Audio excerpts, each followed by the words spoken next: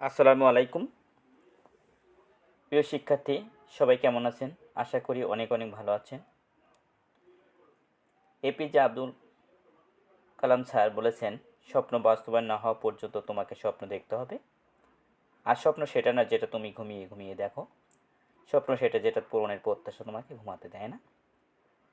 আপনার যদি স্বপ্ন হয়ে থাকে বিভিন্ন স্বর্গের চাকরি করার, তাহলে ইংরেজি এবং ম্যাথমেটিক্সে ভালো করতে হবে। তবে হ্যাঁ, ম্যাথমেটিক্সে ভালো করতে হলে অবশ্যই জ্যামিতির উপর জোর দিতে হবে এবং কিছু জ্যামিতি অবশ্যই আপনাকে মুখস্থ করতে হবে, যেটা মুখস্থ করলে আপনি অনেক অনেক দিক থেকে এগিয়ে থাকবেন এবং খুব দ্রুত অ্যান্সার করে স্বপ্নের পথে এক ধাপে এগিয়ে থাকবেন।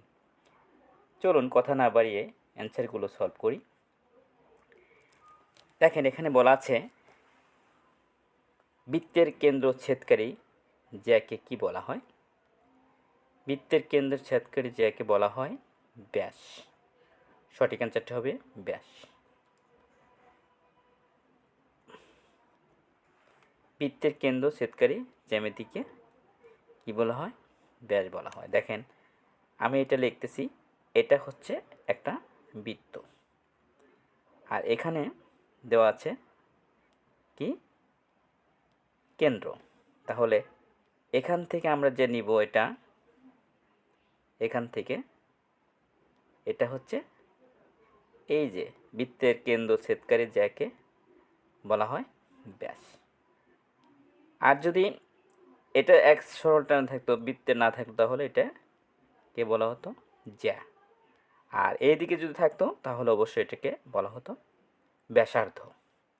আর এই বৃত্তের পরিধি হচ্ছে, আপনারা জানেন সবাই, বৃত্তের দৈর্ঘ্যকে বলা হয় পরিধি। তাহলে আমাদের সঠিক অ্যান্সারটি হবে, বলা আছে বৃত্তের কেন্দ্র ছেদকারী জ্যাকে কি বলা হয়? ব্যাস। এটাই হচ্ছে সঠিক অ্যান্সার। প্রিয় শিক্ষার্থী, দেখেন এখানে বলা আছে বৃত্তের কেন্দ্র থেকে পরিধি পর্যন্ত অঙ্কিত সরল রেখাকে কি বলে? দেখেন, এটা হচ্ছে একটি বৃত্ত, আর এটা হলে আপনার কেন্দ্র। অঙ্কিত সরল রেখাকে দেখেন কেন্দ্র থেকে পরিধি পর্যন্ত, কেন্দ্র থেকে এটা হচ্ছে বৃত্তের দৈর্ঘ্যকে পরিধি বলে। সঠিক অ্যান্সারটি হবে, দেখেন এটা যদি থাকে এখানে যায়, তাহলে এটাকে ব্যাসার্ধ বলে। আমরা জানি এটাকে কি বলে? ব্যাসার্ধ বলে। তাহলে বুঝেন যে আমরা যদি সঠিক নির্ণয় করি তাহলে কি হয়? এখানে কেন্দ্র থেকে বলা আছে বৃত্তের কেন্দ্র থেকে পরিধি পর্যন্ত অঙ্কিত সরল রেখাকে কি বলে? তাহলে এটা হচ্ছে কেন্দ্র, এখান থেকে পরিধি পর্যন্ত, তাহলে এটাকে বলে ব্যাসার্ধ। সঠিক অ্যান্সারটি হবে ব্যাসার্ধ।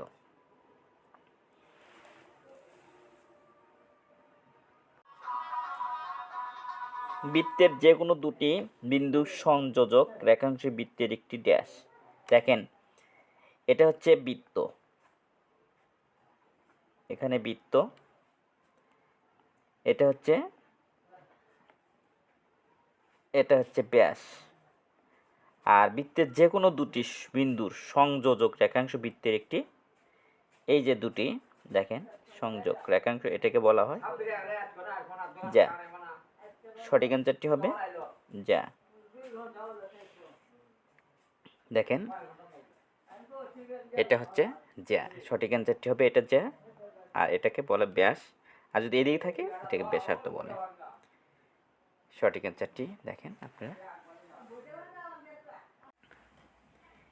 বৃত্তের পরিধি ও ব্যাসের অনুপাত কত? দেখেন, বৃত্তের পরিধি ও ব্যাসের অনুপাত হচ্ছে, সঠিক অ্যান্সারটি হবে 22/7।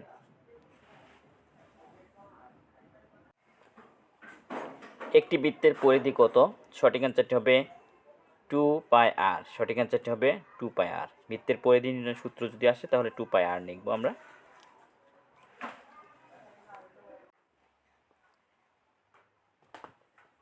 পায়ের মান কত? সঠিক অ্যান্সারটি হবে, দেখুন আপনারা সবাই আমার সাথে মিলিয়ে নিন।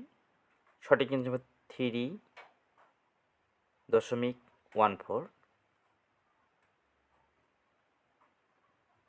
3.14। প্রিয় শিক্ষার্থী, আপনারা জানেন যে আজকে আমি শুধুমাত্র বৃত্ত থেকে বৃত্ত সংক্রান্ত যে সব সরকারি চাকরি পরীক্ষায় এসেছিল আমি এগুলো নিয়ে আলোচনা করব। আপনারা মনোযোগ সহকারে দেখবেন। দেখে যদি ভিডিওটি ভালো লাগে অবশ্যই চ্যানেলটি সাবস্ক্রাইব করবেন। আর যারা সাবস্ক্রাইব করেছেন তাদেরকে অসংখ্য ধন্যবাদ। বৃত্তের দুটি জ্যা পরস্পরকে সমদ্বিখণ্ডিত করলে ছেদ বিন্দুর অবস্থান কোথায় হবে? দেখেন সঠিক অ্যান্সারটি হবে বৃত্তের কেন্দ্রে। বৃত্ত দুটি জ্যা পরস্পর সমদ্বিখণ্ডিত করলে ছেদ বিন্দুর অবস্থান কোথায় হবে? বৃত্তের কেন্দ্রে। সঠিক অ্যান্সারটি হবে বৃত্তের। দুটি পরস্পর ছেদি বৃত্তে কয়টি সাধারণ স্পর্শক আঁকা যেতে পারে? দেখেন সঠিক অ্যান্সারটি হবে দুটি। দুটি পরস্পর ছেদি বৃত্তে কয়টি সাধারণ স্পর্শক আঁকা যেতে পারে? দুটি। বৃত্তের একই চাপের উপর দণ্ডায়মান কেন্দ্রস্থ কোণ পরিধিস্থ কোণের কত গুণ হয়? এটা সবসময় আপনি মনে রাখবেন দ্বিগুণ হয়। বৃত্তের একই চাপের উপর দণ্ডায়মান কেন্দ্রস্থ কোণ ৬০ ডিগ্রি হলে বৃত্তস্থ কোণ কত? সঠিক অ্যান্সারটি হবে দেখুন ৩০ ডিগ্রি। সঠিক অ্যান্সারটি হবে ৩০। কোনো বৃত্তের কেন্দ্রস্থ কোণ ১২০ ডিগ্রি হলে ওই বৃত্তের পরিধি কোণ হবে? দেখেন এটা যদি আমরা দেখি বৃত্তের কেন্দ্রস্থ কোণ তাহলে এটাকে ভাগ করব। ১২০ ডিগ্রি ভাগ হচ্ছে ২, তাহলে পরিধিস্থ কোণ বের হবে। ২ দিয়ে ভাগ করলে হচ্ছে ৬০ হয়। দেখেন ৬০ ডিগ্রি। সঠিক অ্যান্সারটি হবে ৬০ ডিগ্রি। সঠিক অ্যান্সারটি হবে ৬০ ডিগ্রি। দেখেন কারণ কোনো বৃত্তের কেন্দ্রস্থ কোণ ১২০ ডিগ্রি হলে ওই বৃত্তের পরিধিস্থ কোণ করতে হলে ১২০ ২ দিয়ে ভাগ করলেই আমরা পেয়ে যাব। সঠিক অ্যান্সারটি হবে ৬০ ডিগ্রি। কোনো বৃত্তে স্পর্শ বিন্দুগামী ব্যাসার্ধ এবং স্পর্শকের অন্তর্ভুক্ত কোণ। সঠিক অ্যান্সারটি হবে এক সমকোণ। বৃত্তের ব্যাস ৩ গুণ বৃদ্ধি করলে ক্ষেত্রফল কত গুণ বৃদ্ধি পাবে? দেখেন সঠিক অ্যান্সারটি হবে, আমরা এখানে একটা সূত্র নির্ণয় করব। যদি ৩ গুণ বলে, আমরা যদি 3 বলে এ স্কোয়ার, আমরা এ স্কোয়ারের মানটা বের করব শুধু।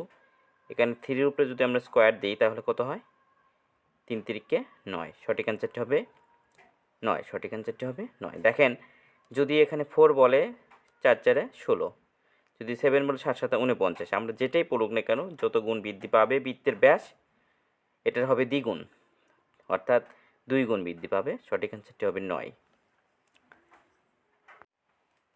একটি গাড়ির চাকা প্রতি মিনিটে 90 বার ঘোরে, 1 সেকেন্ডে চাকাটি কত ডিগ্রি ঘুরবে? সঠিক অ্যান্সারটি হবে 540 ডিগ্রি। কীভাবে 540 আমরা পেলাম এটা একটু আমরা বিশ্লেষণ করে আপনাদের দেখাবো। এখানে দেখেন বলা আছে, দেখেন আমরা লিখব গাড়ির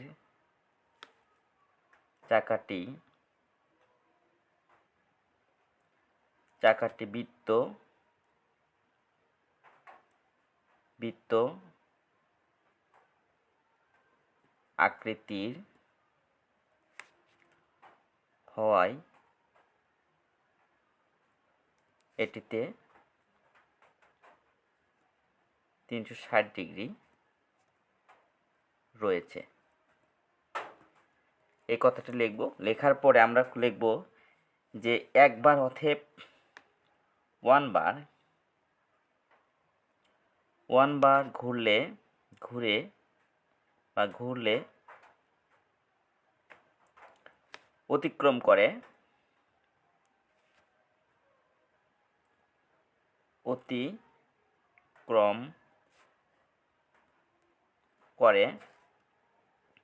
360 ডিগ্রি। তাহলে এখানে বলা আছে 90 বার, আমরা লিখব এখানে অতএব 90 বার ঘুরলে অতিক্রম করে 360 ডিগ্রি গুণন 90। আমরা এখানে দেখেন কয়টা, দুটি জিরো দিব, এখানে দুটি জিরো। আর 4 লং 36-এর 6, হাতে থাকলো 3, 3 লং 27, 28 29 30। দেখেন এটা 6 লং 54-র 4, আমরা 6 লং 54, 4 হাতে হলো 5, এখন 3 লং 27, 27, 28, 29, 30, 31, 32, অর্থাৎ 32,400 ডিগ্রি, 32,400 ডিগ্রি। তাহলে আমরা এবার লিখব অতএব 60 সেকেন্ডে 60 সেকেন্ডে চাকাটি ঘুরে, কি ঘুরে? 60 সেকেন্ডে চাকাটি ঘুরে